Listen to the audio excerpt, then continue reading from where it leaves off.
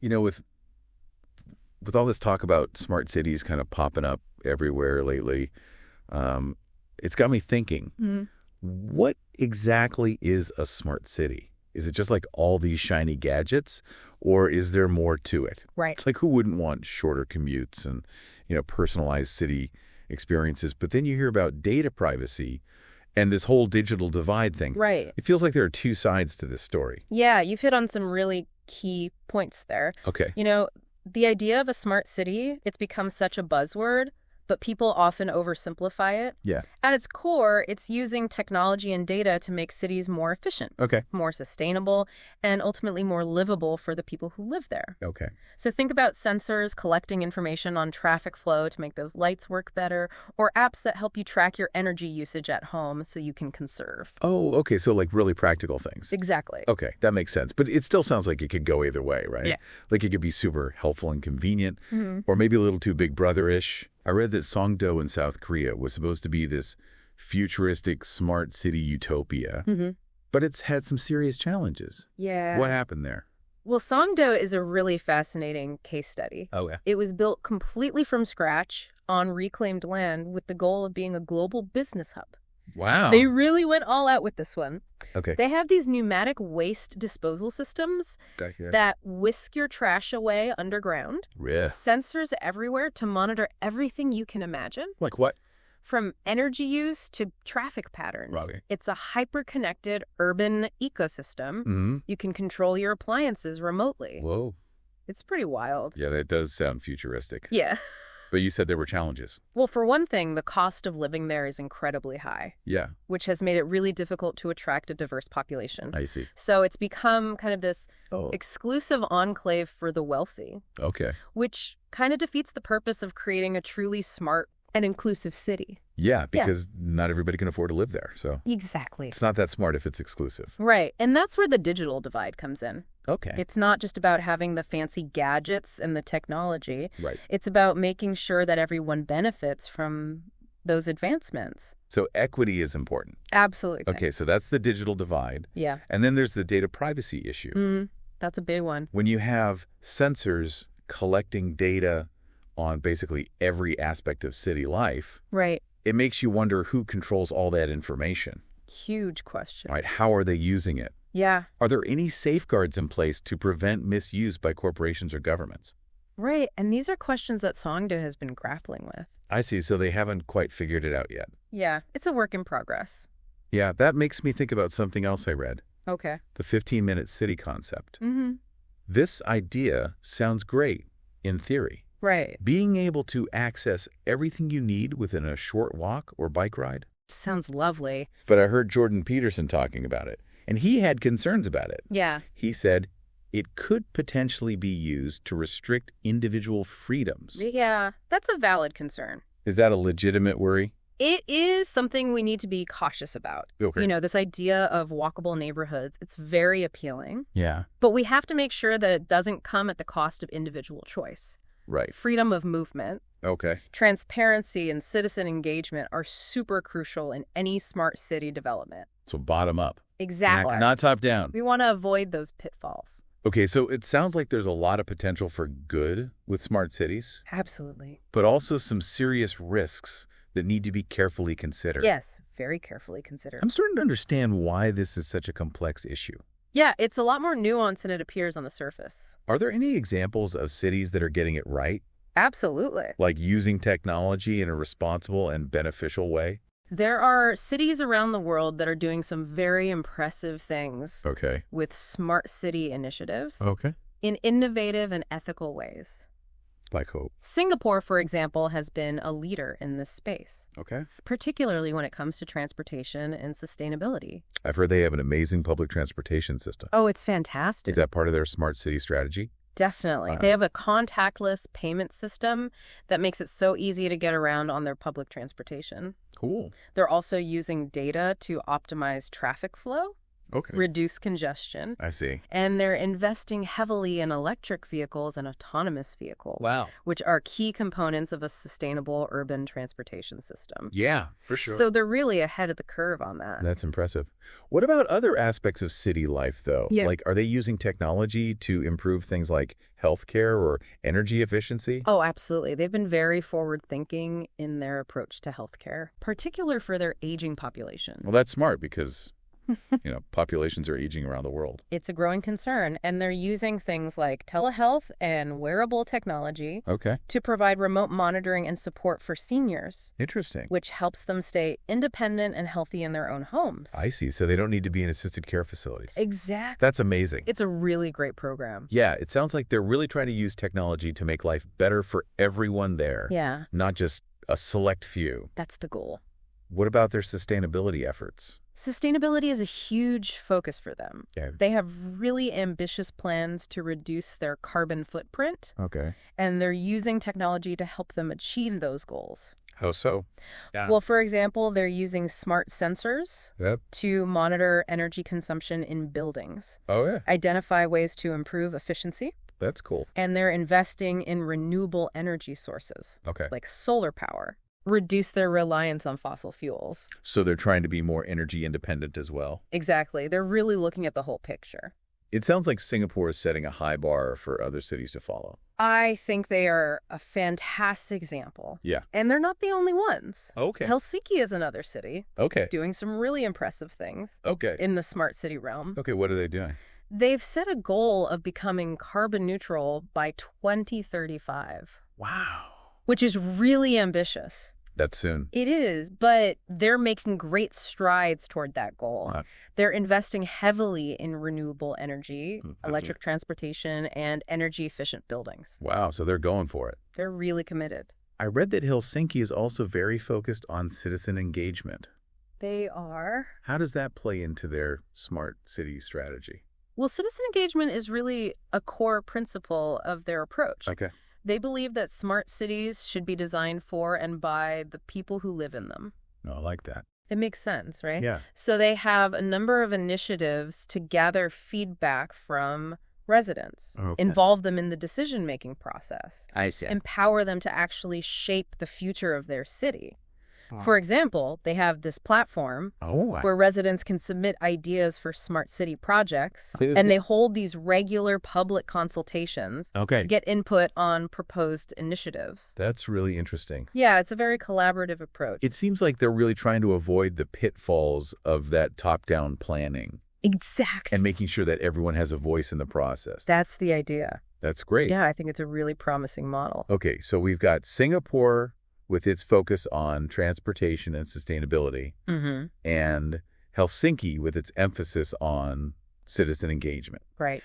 Are there any other cities that are taking a unique approach Oh, absolutely. to smart city development? Zurich is known for its focus on quality of life Okay. and sustainability. They've implemented a number of smart city initiatives, Like what? including smart streetlights that adjust to traffic levels, I see. a citywide building management system, Wow. and a robust public transportation network. Those are good. Yeah, and they're also investing in green infrastructure, Okay. like parks and green spaces, Yeah, to yeah. improve air quality and make the city more livable. That's great. Yeah, they're really thinking holistically. What I find fascinating about Zurich is their attention to detail. They do sweat the small stuff. They even got these smart garbage cans. Have you seen those? Yeah. It's pretty cool. That send alerts when they're full, Exactly. which optimizes waste collection routes. Yeah, much more fair. It's all about efficiency and minimizing that environmental impact. Right. They're trying to be as sustainable as possible. Precisely. And then you have Oslo, Yeah, Oslo's interesting. which is making a big push for electric vehicle adoption. Mm-hmm. Their goal is to have all vehicles in the city be electric by 2025. That's so soon. It is. That's amazing. But they're really going for it. Yeah, how are they going to do that? Well, they've implemented a bunch of incentives, Like what? like free parking for electric cars Wow. and access to bus lanes. Oh, that's good. So you can bypass all the traffic. Yeah, that's a good incentive. Right. It's amazing how they're leveraging policy and infrastructure to drive those changes. It's really smart. I read that they've also been investing in these innovative solutions. Oh, yeah. Like snow-melting sidewalks. I've heard about those. Powered by geothermal energy. How cool is that? They're not afraid to think outside the box. No, they're really pushing the boundaries. Exactly. And speaking of thinking outside the box, Amsterdam is a city that's always been known for its innovative spirit. They're very forward-thinking. They're using technology to address all sorts of urban challenges, from sustainability to housing affordability. It's a big issue there. I've heard about their amazing floating villages. Oh, they're incredible. And solar-powered bus stops. Yeah, very cool. It seems like they're not just trying to make the city smarter, they're trying to make it more resilient to future challenges. Yeah, like rising sea levels. Yeah.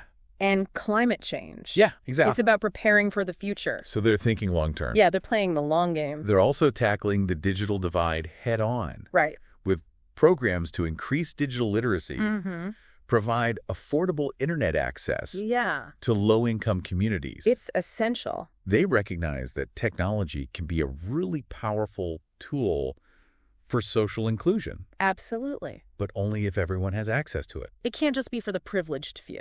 Yeah, that's a great point. Yeah. It seems like the most successful smart cities are the ones that are really thinking about the human impact of technology. Absolutely. Using it to create a more equitable and sustainable future for all citizens. That's the ultimate goal. Are there any more examples you want to share? Yeah, New York City. Despite being a late bloomer in the smart city space, is quickly catching up. What are they doing? They're using sensors to monitor traffic flow, air quality, and waste management. They're also experimenting with new forms of public transportation. Like micro-mobility services and autonomous vehicles. Interesting. You know, those little scooters and things? Yeah. Yeah, and self-driving cars. I saw that they're replacing old phone booths with high-tech hubs. Oh, yeah. Have you seen those? That offer contactless charging and Wi-Fi. It's really cool. It's interesting how they're repurposing existing infrastructure to bring digital connectivity to the streets. It's very clever. It's a clever way to leverage their existing assets. Yeah, they're thinking outside the box. And they're not stopping there. Nope. They're using digital platforms to connect citizens with city services. Information, making it easier for residents to access everything. Right. From permit applications to real-time traffic updates. It's all about convenience. It sounds like New York City is really embracing the power of data. They are. To improve the lives of its citizens. They're realizing its potential.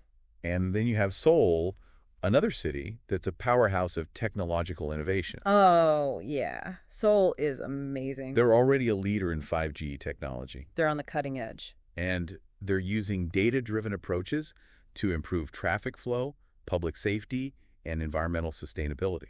They're really at the forefront.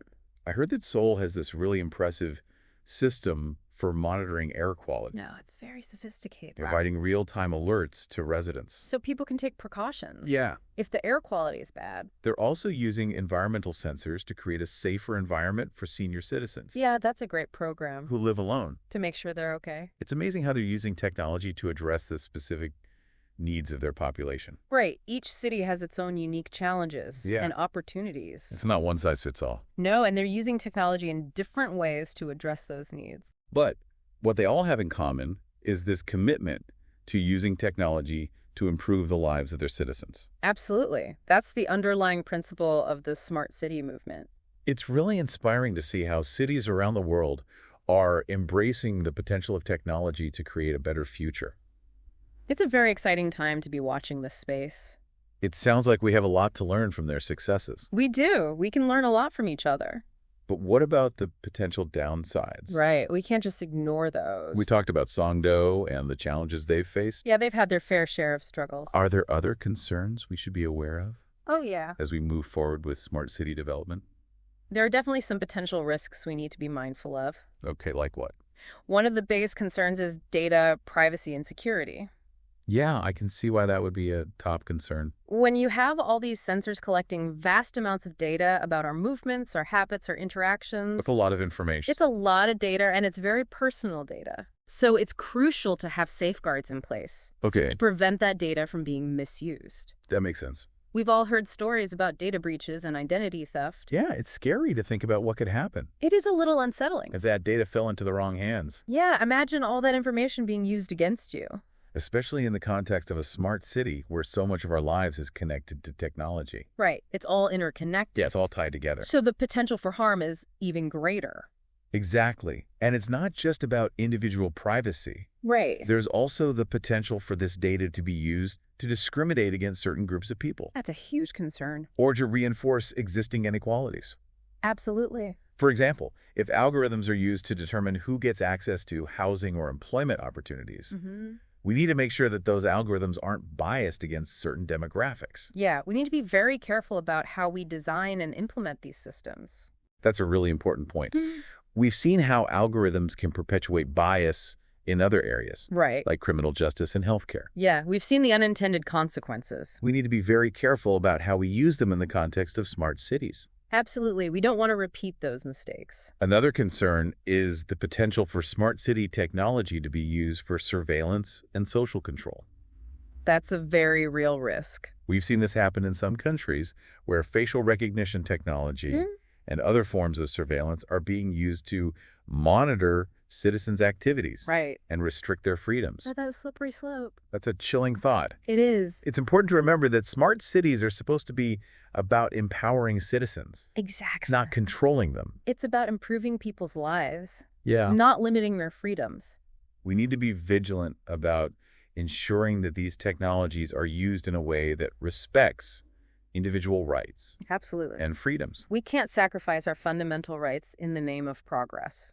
And we need to be mindful of the potential for smart cities to exacerbate existing inequalities. Right. If access to these high-tech amenities is limited to the wealthy, it could create this two-tiered society where the haves enjoy the benefits of smart living, while the have-nots are left behind. It's like a digital version of gentrification, where technology becomes a tool for further marginalizing already vulnerable populations. And that's the opposite of what we want. That's definitely something we need to guard against. Absolutely. We need to make sure that technology serves everyone. Smart cities have the potential to be a force for good. They do? But only if we're intentional about addressing these potential downsides. We can't just blindly adopt these technologies without thinking about the consequences. It's about finding the right balance between innovation and responsibility. Exactly. Making sure that technology is used to create a more just and equitable world for everyone. That's what we should be striving for. Sounds like a complex balancing act. It is. It's not easy.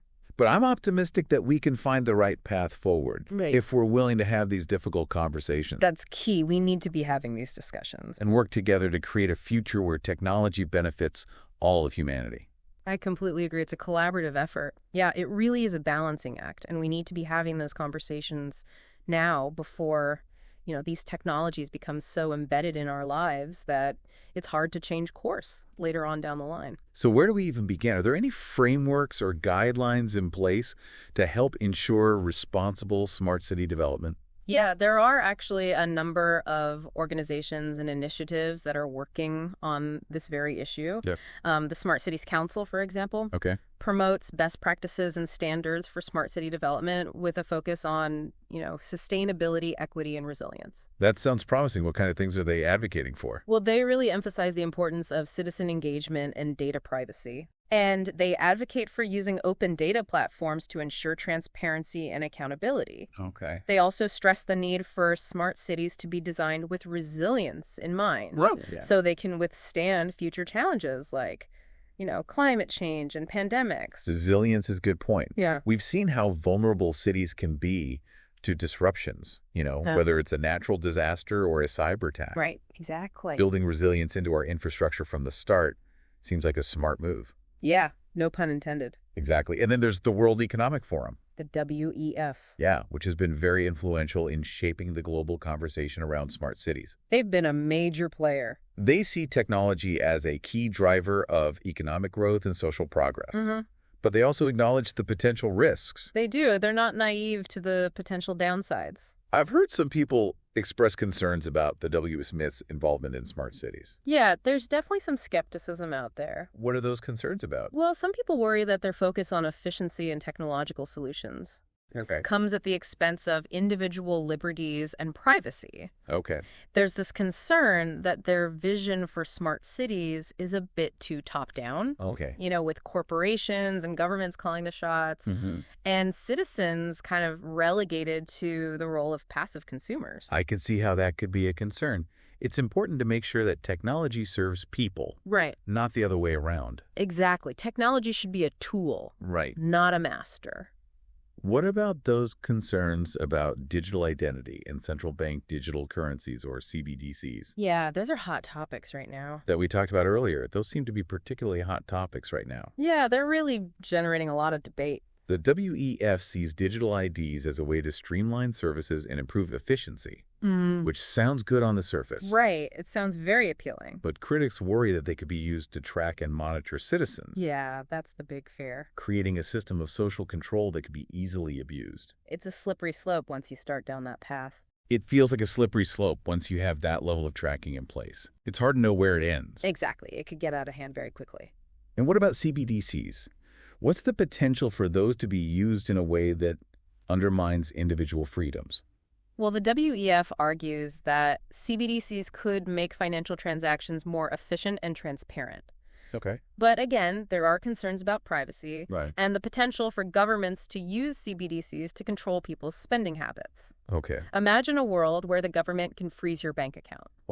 Or limit your spending on certain goods and services because they don't approve of your choices. That's a scary thought. Yeah, it's a pretty dystopian scenario. It's not exactly the kind of freedom and autonomy most people associate with a smart city. Not at all. It sounds like we need to be really cautious about how we implement these technologies. We do. We need to proceed with caution. And make sure that we have strong safeguards in place to protect individual rights. Absolutely. We can't let those rights be eroded. But I'm curious, are there any other potential downsides to smart cities? Let me think. That we haven't talked about yet. Yeah, there are a few. One issue is cybersecurity. As cities become more reliant on technology and interconnected systems, they become more vulnerable to cyber attacks. That's true. Think about the chaos that could ensue if a hacker were to gain control of a city's power grid. Oh my God. Or transportation system. That's a terrifying thought. It is a very real threat. We've already seen examples of cyber attacks disrupting critical infrastructure in various parts of the world. Yeah, it's happening more and more frequently. It seems like cybersecurity should be a top priority for any city that's investing in smart technology. It absolutely should be. It's not something that can be overlooked. And then there's the issue of unintended consequences. Right. It's impossible to predict how these technologies will evolve over time and what unexpected impacts they might have. We can't foresee everything. We need to be prepared to adapt and adjust our approach as we go. We need to be flexible. And to be open to the possibility that some of these technologies might not live up to their initial hype. Yeah, not everything that glitters is gold. It's like any new technology, there's always a learning curve. There is. And we need to be willing to acknowledge our mistakes and course correct as needed. We need to be humble and willing to learn from our experiences. But I think it's important to remember that technology itself is neither good nor bad. Right. It's a tool. It's all about how we choose to use it. It's up to us to use it responsibly and ethically. Yeah. It's inspiring to hear about so many people working towards, this common goal of using technology to improve our lives and create a more sustainable future. But with all this talk about data centers, connectivity, it's easy to get caught up in the technical side of things. Yeah. What about the human element? Right. How do we ensure that smart cities are actually places where people want to live, work, and play? That's a crucial point. We can have the most technologically advanced city in the world. But if it's not a place where people feel healthy and connected, then we've kind of missed the mark. Yeah. A truly smart city is one that prioritizes human well-being alongside, all this technological innovation. So how do we measure that? What are some key indicators of a city that's not just smart, but also livable and thriving? Well, there are a few things to consider. Okay. One is access to green spaces and nature. Okay. Studies have shown that spending time in nature has all these benefits for our physical and mental health. Right. So a smart city should prioritize parks, gardens, and other green spaces. And make sure that they're easily accessible to all residents. Yeah, that makes sense. Even in a high-tech environment, we still need that connection to nature. We do. We're still human, after all. Exactly. What else should we be looking for? Another important factor is walkability and bikeability. Okay. A city that's easy to get around on foot or by bike is not only healthier for residents, right? It also reduces traffic congestion and air pollution. Yeah, that's a good point. So smart cities can use technology to create safer and more enjoyable pedestrian and cycling infrastructure. Oh? Things like smart traffic lights that prioritize pedestrians and cyclists. Cool. Real-time information about bike routes and availability. Oh, I like that it's about creating a city that's designed for people, not just cars. Exactly. People first. What about social connection? How can we use technology to foster a sense of community and belonging in a smart city? That's a really interesting challenge. Yeah. And one that I think we're still figuring out. Yeah, it's tricky. You know, on the one hand, technology can sometimes lead to isolation. Right. As people spend more time interacting with screens than with each other. But it can also be used to connect people. But on the other hand, it can also be a really powerful tool for connecting people. Yeah, true. So smart cities can use technology to create virtual and physical spaces. Okay. Where residents can come together, share ideas, build relationships. I see. So it's about using technology in a way that enhances human interaction, not replaces it. Exactly. It's about finding that balance. For example, imagine a citywide app that connects residents with local events, activities, volunteer opportunities. Right, or a network of community gardens. Oh, I love that. Where people can come together to grow food, learn new skills, and build relationships with their neighbors. I love those ideas. Yeah. It's about creating those serendipitous encounters and opportunities for connection that are so essential to a thriving community. Absolutely. Those chance encounters that can lead to something special. Right. We need more of those. Another important aspect of a livable city is safety and security. People need to feel safe walking the streets, using public transportation, living in their homes. It's a basic human need. So smart cities can leverage technology to enhance public safety, but it's crucial to do so in a way that respects individual privacy and civil liberties. Right. We need to be very mindful of that balance. That's a delicate balance. We've talked about the potential for surveillance technologies to be misused, so it's important to find the right approach. Are there any examples of cities that are using technology to improve safety without compromising privacy? Yeah, there are some cities are using predictive policing algorithms to identify high crime areas and deploy resources accordingly. Interesting. But these algorithms can be biased. Yeah, we talked about that. So it's important to use them with caution and make sure they're not being used to unfairly target certain communities. Right. Other cities are focusing on using technology to improve street lighting, install security cameras in public areas, and create mobile apps that allow residents to report crimes or suspicious activity. That's good. So they're giving people more tools to protect themselves. Exactly. It's about empowering citizens. It sounds like there's a lot of potential for technology to make our cities safer, but it's important to do so in a way that's transparent, accountable, and respectful of individual rights. Absolutely. We need to make sure that technology is used for good, not for harm. And ultimately, the goal of a smart city is not just to be technologically advanced, but to be a place where people thrive, a place where residents feel safe, connected, and empowered to shape their own future. Couldn't have said it better myself. That's the vision we should be striving for. I think that's a great note to end on. Technology can be a powerful tool for creating a better future for our cities. But it's up to us to use it wisely and to never lose sight of that human element. Well said. And I would just add that I encourage everyone listening to stay engaged in the conversation about smart cities. Yes, good point. This is a rapidly evolving field, and it's important that we all have a voice in shaping its direction. We've covered a lot of ground today, but I think the key takeaway is that smart cities are about so much more than just technology. They're about people. They're about creating communities that are sustainable, equitable, and truly livable for all. That's a great summary. And as we continue to explore the potential of smart cities, let's remember that the ultimate goal is to create a world where technology empowers us to live better, healthier, and more fulfilling lives. Thank you for joining us on this deep dive into the world of smart cities. We hope you found it informative and thought-provoking. We'll be back next time with another fascinating topic. Until then, stay curious, stay engaged, and stay connected.